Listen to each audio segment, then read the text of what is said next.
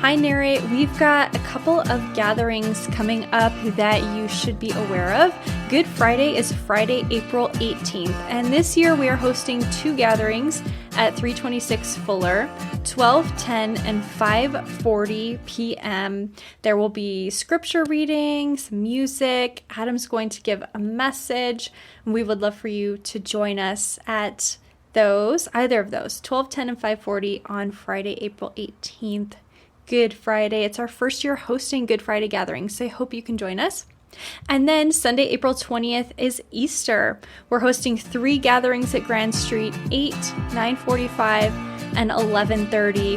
Hope to see you on Easter Sunday as well. Again, Grand Street, April 20th, 8, 9:45, and 11:30. Hope to see you there. From John, chapter 11 and 12.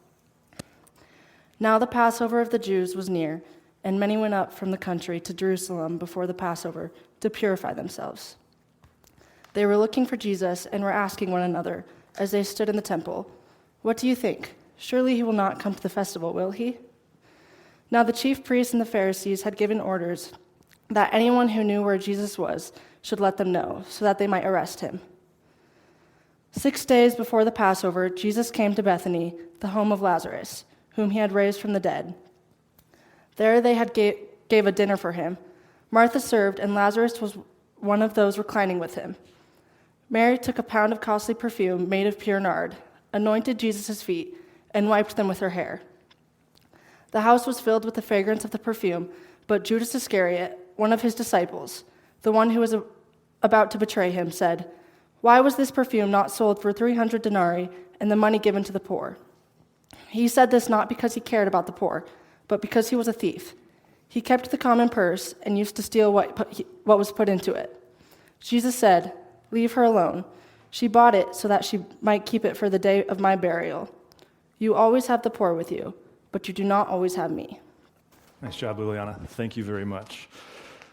So, as Leslie already said, we're in week 6 of Lent. And by the way, thanks for making us a part of your Sunday. For those of you who this is your first time or not, I just really believe there's a lot of really great churches in town. So the fact that you're here with us is awesome. It's great to be with you in this space. And we're observing Lent. And I want you to start this morning. I found myself praying this, so I just kind of want to tip my hand of here's where I'm hoping this can go. Because what I want to do this morning is turn our attention just a little bit. And I've not done this often in my leadership, but my hope, I'm less interested this morning and next on personal application and more just on just attending to the story.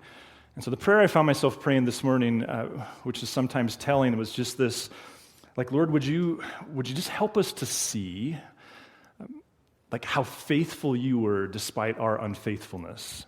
I think that's the story in the invitation of these next 2 weeks, is to just somewhat be struck by the human fickleness and just how broken we all are. And Leslie, just the music, I think, captured that really, really well. And there's some theological streams that think that the response of that is that you should see yourself like a worm and utterly, utterly, utterly terrible. And I don't actually buy into that. I like the way C.S. Lewis speaks about humility, where he says, humility is not thinking less of yourself, it's about thinking about yourself less. I think that's the invitation of the last week or so before Jesus' death and resurrection, is this opportunity to just see the magnitude of God's character and how he shows up despite the way we show up. So that would be my prayer for you, and has been. But first, before we jump in, can you think of a really hard hike that you've been on? Or maybe a race that you signed up for? Something that you knew going in, oh boy, maybe it was a race, maybe it was a bike ride, maybe it was a run, maybe it was a particular backpacking trip. I'm doing this race this summer with some friends where another friend said, "Hey Adam, we should do the Butte 25. And I was like, "No, that's stupid. I'm never doing the Butte 25. And I was telling a friend secondhand, "Can you believe so-and-so wanted us to do the Butte 25? And the next morning I got an email from this friend saying, "Oh, Dave is registered for the Butte 25. And I was like, "What the heck? Now we're all obligated. I said it was a bad idea." He said, "No, you said you registered." I said, "No, I said it's a bad idea." So my story is yet to come, but can you think of a time where you just had this really hard thing out in front of you?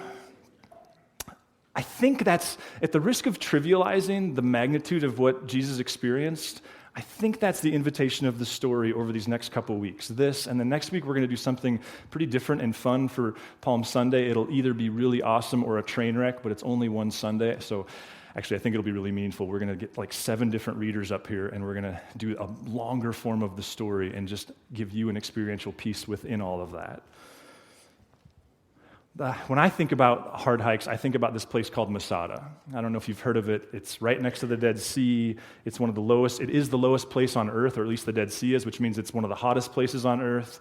I've hiked it twice. Once, I think, was in 2006. It was with my wife and a few friends who went with this larger group on this study group. And that time, we came at it from the west. You can see on my left, your right, there's this siege ramp there, or there's this ramp. It's actually a siege ramp. If you don't know what Masada is, King Herod was very paranoid, and part of his paranoia caused him to build a series of, I think it's 3 palaces, that should he need to retreat from Jerusalem and get back to his home country of Edom, he could do that by going to these palaces, all of which could house him for years if need be. One of them was Masada. It's in the desert, but it has these massive cisterns, and he could have lived there for a very long time if need be. Well, in AD 70, when the Jews rebelled, they were crushed pretty quickly, but some of them escaped to Masada and somehow breached it and holed up there, and were there for multiple years. The way Rome finally conquered them or killed them, actually most of them ended up killing themselves before they were captured, was they built this siege ramp. So that thing that you see on your right, that's not original. That was built by Rome, assuming with slave labor over multiple years. Well, the first time I hiked it, we went that way. And about halfway up, you can kind of see a trail on there. It cuts off, and you go into this massive cistern, like twice the size of this building, where they would just collect rainwater and hold it. It was lined with plaster, so you get this like cooling off, and then you go hike again. The second time we hiked it was 2 years later, and this was supposed to be a hardier crew. We were supposed to be ready to hike about 10 miles or more a day. This time we came at it late in the morning. I think we got there at like 11 a.m. We came at it from the east, which mattered. I didn't think about it at the time. We started out of the bus, and we're kind of headed that way, and our Israeli guide, his name was Boaz, he was stopped by somebody with badges and insignia of some sort, and they had this long exchange, and he finally turned to us and said, they don't normally let people hike Masada this late into the morning, and then he pointed to a building that housed emergency responders, and he said, they rescue people off this hike every day. But I told them, he said, you're a hardy bunch, you could do it. I'm like, I don't know who you're talking about. not me. So we started in, and it was fine. You can see it looks pretty innocent, and then when you get to this section, you're like, oh. So I looked it up this week. It's 1,400 feet, about 3.2 miles. That's all fine. What made it tricky was when we started the hike, it was just below 100 degrees. And the last time we checked the temperature, the point at which I thought I was going to die on Masada, someone had one of those little things on their coat, and it read 120. I think it maxed at 120. What none of us accounted for was the sun just kind of kicks off the side of those things, and it's like hiking in the oven. I was fine until I came around one corner and my friend Tyler Dean was there. And Tyler's this fantastic human.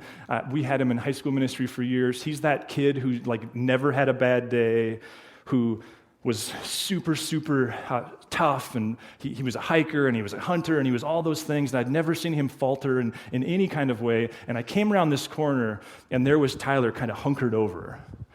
And I'm kind of a hypochondriac, so I'm like, I was doing fine till I saw Tyler, and the rest of the hike, I'm like, I think I'm going to die.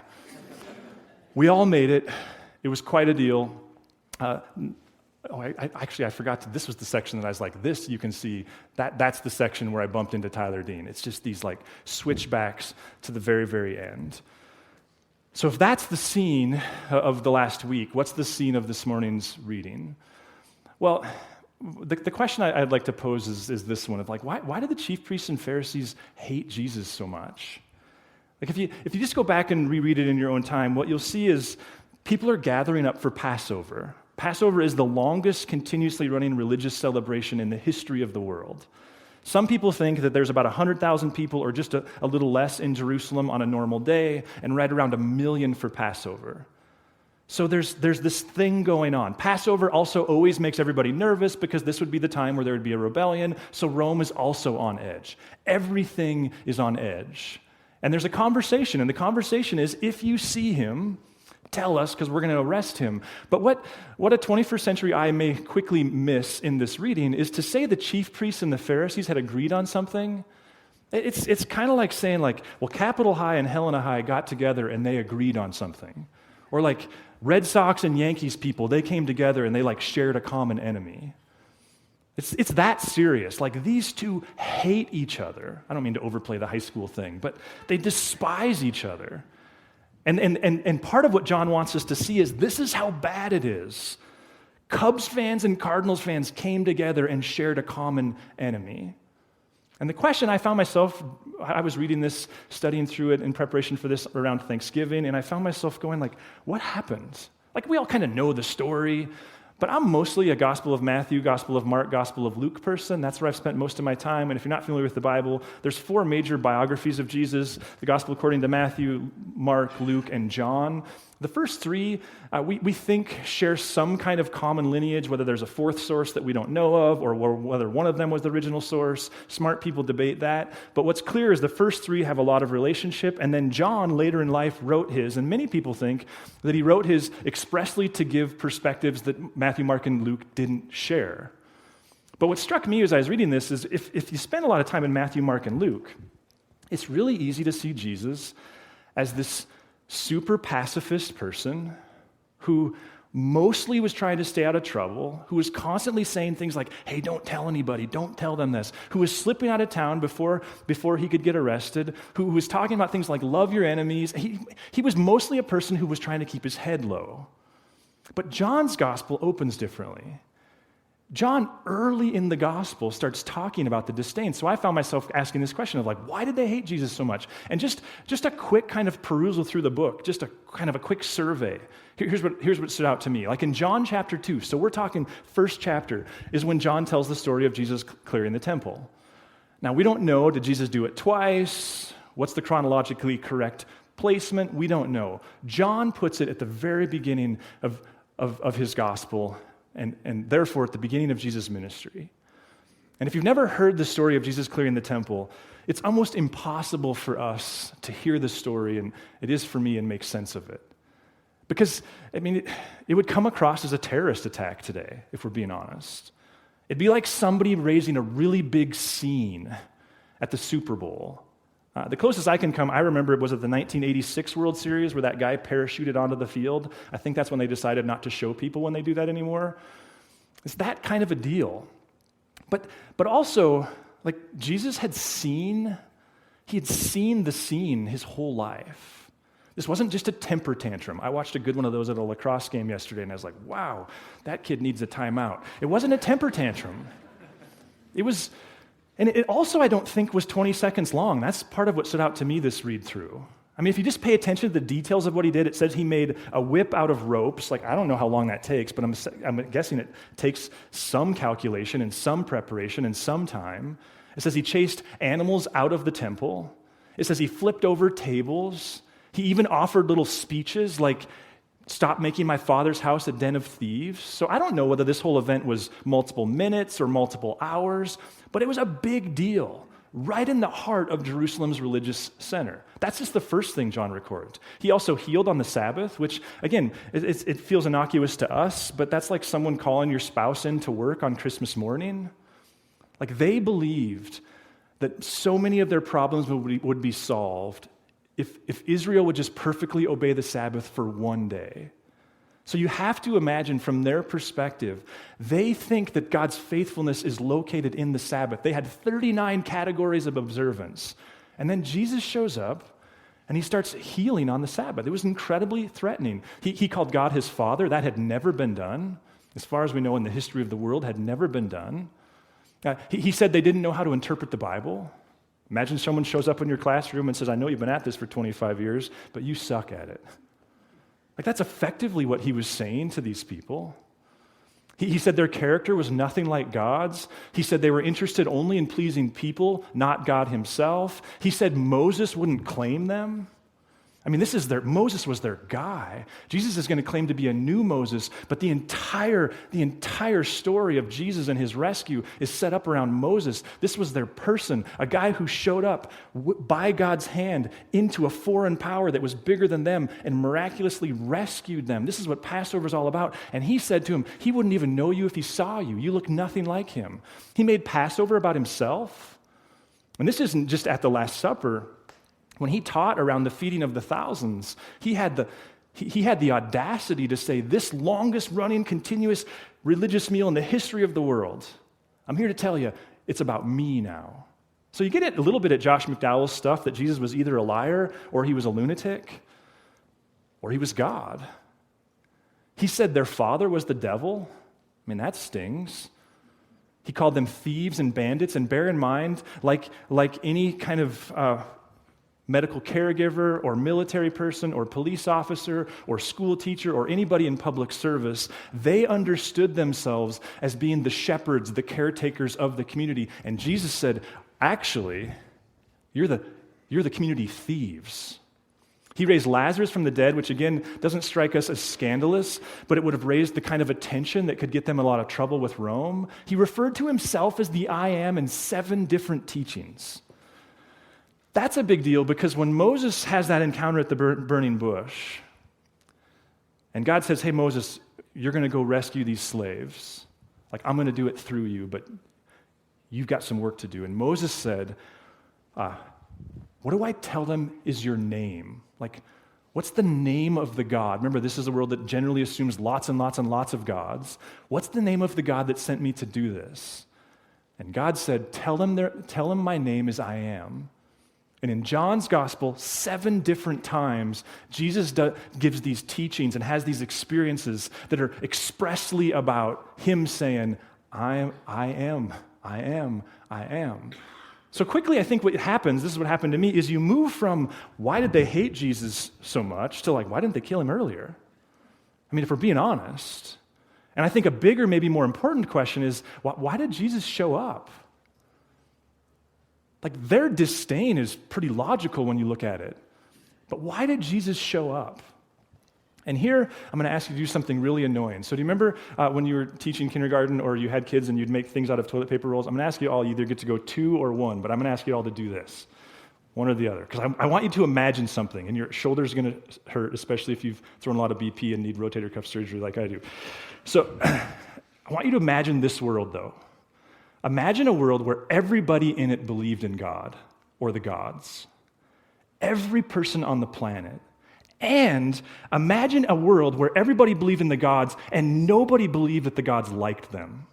Like, everybody believed that the gods hated people, that he made people to do his bidding, that you worshiped him not out of kindness, not out of gratitude, but you worshiped the gods because that was the only hope you had of not getting smited, of not getting destroyed. Imagine living in a world where that was the general perspective of God. Now switch to whatever one you had. And Connie Gates is completely rebelling against this. I'm just going to call her out on that. Now imagine that there's one people, one exception to the rule. They started with a guy named Abram. God chose to reveal himself to a guy named Abram and said, Abram, I'm going to do something with your family and your lineage and the story you tell that's unlike anything the world's ever heard about me. You're going to tell a story about a God who is kind and gracious and forgiving, who has standards, but whose core value is mercy, whose character is mercy. And then imagine that those people, that family of Abraham, are actually not telling that story at all. They're telling the same story that everyone else has told. Tom Holland, you can take your glasses off. Tom Holland, this brilliant historian who set out to disprove all things Christianity, and in the process, like C.S. Lewis, came to Christ. He talks about in Galatia alone, where Paul was a missionary, and he just kind of sets the table in this podcast I was listening to, like, here was the general sense of the gods. There was one God in Galatia who everybody just knew. He went around punching women in the breasts. And they go like, why? And he goes, I don't know, because it hurt. There was another God that the high point of the worship of this goddess in Galatia was the statue stood on a high hill, and the way you worshiped her was men would castrate themselves in front of her. So you ask this question of like, why would Jesus show up? And you get this tension.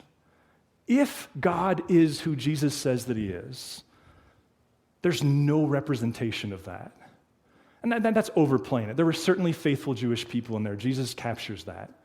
But for sure, the scribes and the Pharisees in general, they're telling a completely different story about this God. Ever been grossly misunderstood? Ever really wanted to defend yourself and couldn't? So how is God going to get the story right? Why does he show up? This is the context of why he shows up. Because if God is the God who showed up to Abraham, his desires for creation, for people, his view of people, his love of creation, and his desire to be with people in creation is 180 degrees opposite of what is commonly understood, especially if you're a commoner.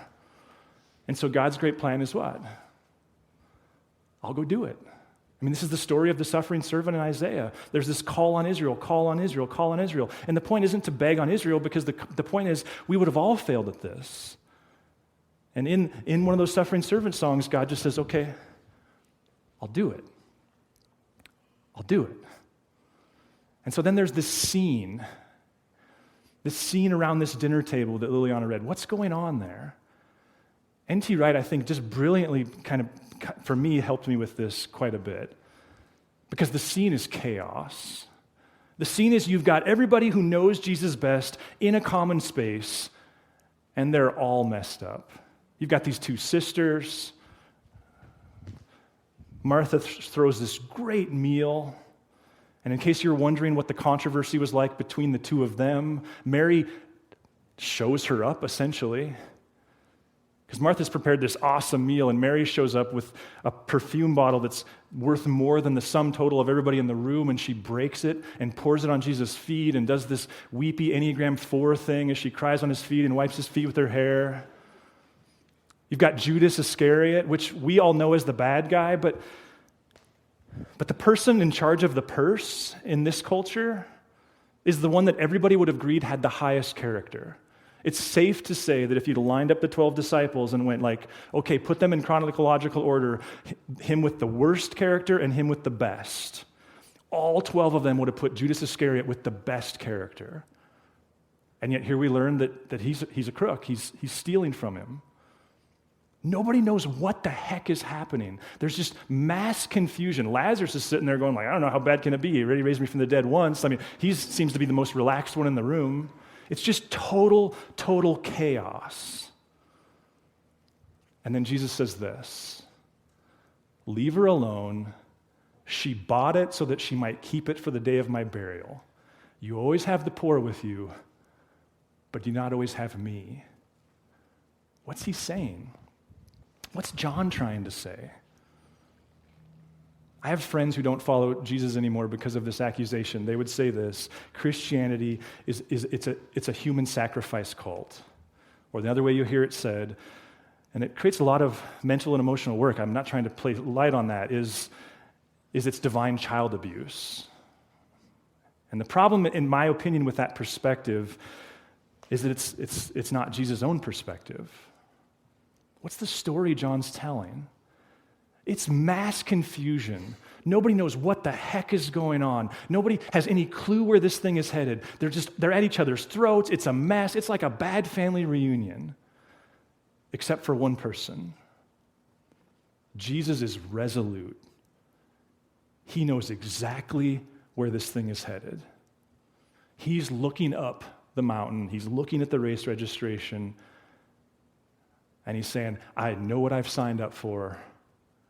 And giddy up, let's go. Jesus is no victim of anything. And I think what John is trying to help us see is just our broken fickleness. And that's not anybody pointing a finger at anybody other than themselves. Just the human inability to stay the course. Think how hard it is to parent well, to marriage well, to be a good friend to someone who's not being one to you. All those things magnified by a zillion. And the invitation is to contrast human fickleness with the character of God that Jesus claims is so resolute, so self-giving, so committed that he walked this road. And are there some ontological things that needed to happen at the cross? Did evil need to get defeated? I believe that's true. But I think you have to hold that in tension with Jesus is telling a story. He's living it out.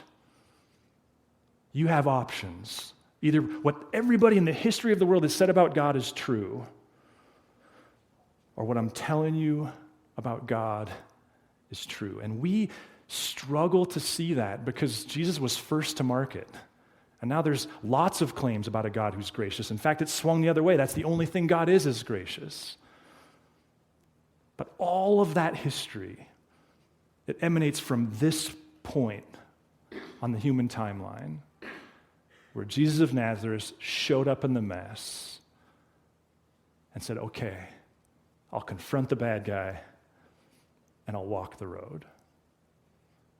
And that's the invitation of really these next couple weeks for us and the final week of Jesus' life is just sitting in. Don't make it about you and how terrible you are. I don't think that's the point. It's to go like, wow, our God really is amazing in character.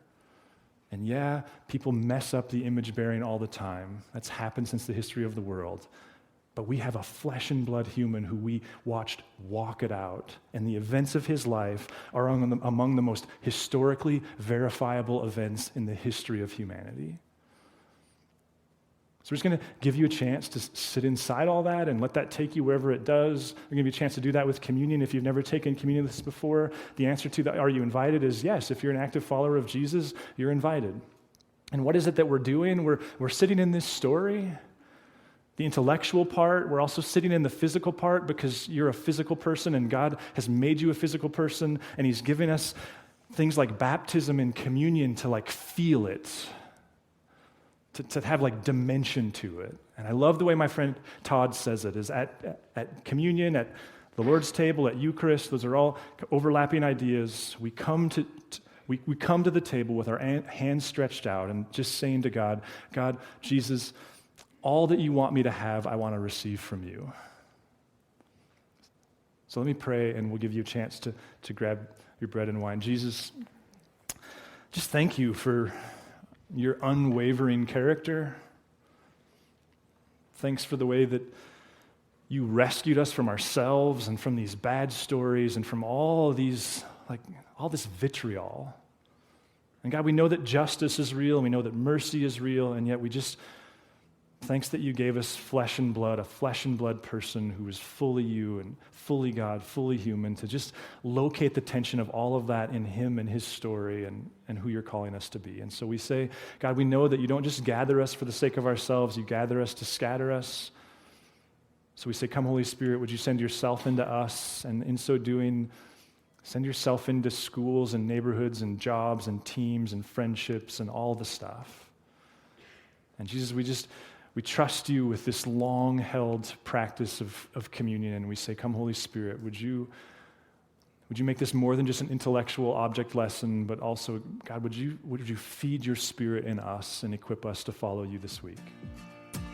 Come, Holy Spirit. Amen. If you'd like to learn more about Narrate Church, find us online at narratechurch.org. You can also look us up on Facebook or Instagram. Thanks for listening.